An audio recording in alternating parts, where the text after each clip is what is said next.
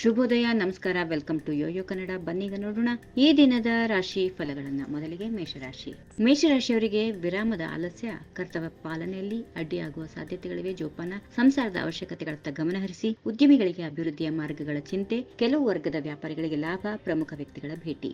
ಇನ್ನು ವೃಷಭ ರಾಶಿ, ಅನಿರೀಕ್ಷಿತ ಕಾರ್ಯಕ್ರಮಗಳ ಒತ್ತಡ, ಉದ್ಯಮದ ವಿಸ್ತರಣೆಗೆ ವಿವಿಧ ಮೂಲಗಳಿಂದ ಸಹಾಯ, ಧಾರ್ಮಿಕ ಕ್ಷೇತ್ರಕ್ಕೆ ಭೇಟಿ, ಪ್ರಾಪ್ತ ವಯಸ್ಕರಿಗೆ ವಿವಾಹ ನಿಶ್ಚಯ, ವ್ಯವಹಾರಾರ್ಥ ಸಣ್ಣ ಪ್ರಯಾಣದ ಸಾಧ್ಯತೆ. ಮಿಥುನ ರಾಶಿ, ಗೃಹೋತ್ಪನ್ನ ತಿನಿಸುಗಳು ಜನಪ್ರಿಯತೆ ವೃದ್ಧಿ, ಹಿರಿಯ ಬಂಧುಗಳ ಆಗಮನ, ಗೃಹೋಪಯೋಗಿ ವಸ್ತುಗಳ ಖರೀದಿಗೆ ಧನವ್ಯಯ, ಆಸ್ಪತ್ರೆ ಮತ್ತು ಅನಾಥಾಶ್ರಮಕ್ಕೆ ಭೇಟಿ ಇದೆ. ಉದರ ಆರೋಗ್ಯದ ಕಡೆಗೆ ಸ್ವಲ್ಪ ಎಚ್ಚರ ವಹಿಸಿ.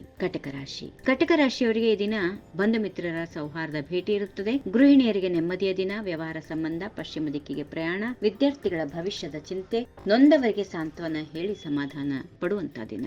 ಇನ್ನು ಸಿಂಹರಾಶಿ, ನಿರೀಕ್ಷೆಗೆ ಮೀರಿದ ಸುಖ ಪ್ರಾಪ್ತಿ, ಪ್ರಾರ್ಥನೆಯಿಂದ ದೇವತಾನುಗ್ರಹ, ವೃತ್ತಿಪರರಿಗೆ ಗುರಿ ಸಾಧನೆಯಲ್ಲಿ ಯಶಸ್ಸು, ಹಿರಿಯರ ಆರೋಗ್ಯ ಸುಧಾರಣೆ, ವಿದ್ಯಾರ್ಥಿಗಳ ಲೋಕಜ್ಞಾನ ವೃತ್ತಿಗೆ ಅನುಕೂಲದ ವಾತಾವರಣ. ಕನ್ಯಾ ರಾಶಿ, ವಸ್ತ್ರ ಆಭರಣ ವ್ಯಾಪಾರಿಗಳಿಗೆ ನಿರೀಕ್ಷೆಗೆ ಮೀರಿ ಲಾಭ, ವಿದ್ಯಾರ್ಥಿಗಳಿಗೆ ಮನೋರಂಜನೆ, ಕುಶಲಕರ್ಮಿಗಳಿಗೆ ಶೀಘ್ರ ಉದ್ಯೋಗ ಪ್ರಾಪ್ತಿ, ಉದ್ಯೋಗ ಆರಿಸುವವರಿಗೆ ಶುಭ ಸಮಾಚಾರ, ಉದ್ಯೋಗಸ್ಥ ಮಹಿಳೆಯರಿಗೆ ವಿರಾಮ. ತುಲಾ ರಾಶಿ, ರಜಾ ದಿನವಾದರೂ ಮಾಡಿ ಮುಗಿಯದಷ್ಟು ಕೆಲಸಗಳು, ಕ್ರೀಡೆ, ಸಂಗೀತ ಇತ್ಯಾದಿ ಪಾಠ್ಯೇತರ ಚಟುವಟಿಕೆಗಳಲ್ಲಿ ಮಕ್ಕಳ ಆಸಕ್ತಿ ವೃದ್ಧಿ. ಕೃಷಿ, ಹೈನುಗಾರಿಕಾ, ಜೇನು ಸಾಕಾಣಿಕೆಯಲ್ಲಿ ಮಗ್ನತೆ. ವೃಶ್ಚಿಕ ರಾಶಿ, ಉದ್ಯೋಗ ವ್ಯವಹಾರ ಕ್ಷೇತ್ರಗಳ ಮಿತ್ರರ ಭೇಟಿ, ವ್ಯವಹಾರದ ಸಂಬಂಧ, ದಕ್ಷಿಣಕ್ಕೆ ಪ್ರಯಾಣ, ಮಕ್ಕಳ ಹೊಸ ಉದ್ಯಮ ಪ್ರಗತಿ, ಹಿರಿಯರ ಆರೋಗ್ಯ ಸುಧಾರಣೆ, ಹೊಸಬರೊಡನೆ ಗೆಳೆತನದ ಲಾಭ. ಧನುರಾಶಿ, ದಂಪತಿಗಳ ನಡುವೆ ಅನುರಾಗ ವೃದ್ಧಿ, ಕುಟುಂಬದಲ್ಲಿ ಸಮೃದ್ಧಿಯ ಲಕ್ಷಣಗಳು, ಶಿಕ್ಷಿತರಿಗೆ ಯೋಗ್ಯ ಉದ್ಯೋಗ ಲಭಿಸುವ ಭರವಸೆ, ಸಣ್ಣ ಗೃಹೋದ್ಯಮ ಮತ್ತು ಹೈನುಗಾರಿಕೆ ಕೈಗೊಂಡ್ರೆ ಶುಭ, ಅವಿವಾಹಿತರಿಗೆ ವಿವಾಹದ ಯೋಗ. ಮಕರ ರಾಶಿ, ಕುಟುಂಬದಲ್ಲಿ ಪ್ರೀತಿ ವಾತ್ಸಲ್ಯ ವೃದ್ಧಿ, ಸಣ್ಣ ಉದ್ಯಮಗಳಿಗೆ